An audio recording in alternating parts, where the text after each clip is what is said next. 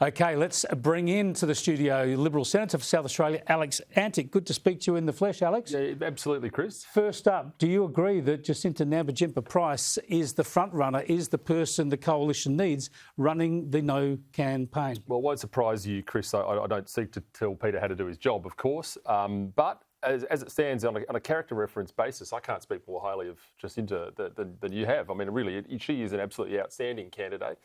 She will do an incredible job prosecuting this case or the No case, as she already has done.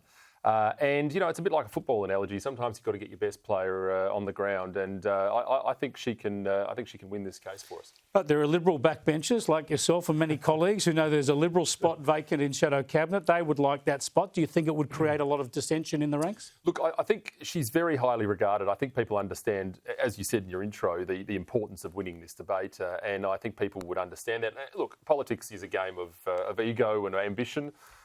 And it would be very unusual if people didn't have some nose out of joint out of that. But look, I have to say, I'm sure there are ways and means to do this. I'm sure there are, and I'm sure that can be arranged. All right, well, you're a senator for the Liberals. I want to show you again that clip from your Senate leader, Simon Birmingham. Have a look. Will you campaign for a no vote? Well, it's equally not my intention. My intention is to respect the Australian people who will go about this referendum applying their judgment to the issues that are before them at the time. Alex, is that tenable for the Senate opposition leader to pick and choose which policies he wants to advocate? Well, look, Chris, I do think this is troubling from where I sit. We've had a party room meeting. The party room position is clear. The position is that we are dismissing this, that we're voting no. The party's position is to vote no. I think if that is to be Simon's position, then I really do think this makes his position as opposition leader in the Senate and a front bencher fairly untenable. So I think we have to be realistic about that. We're on this team, and that's particularly the case the convention would hold for front benchers. So I think that's troublesome. So you're saying it's untenable for Simon Birmingham to keep that position in the Senate as leader and that position on policy.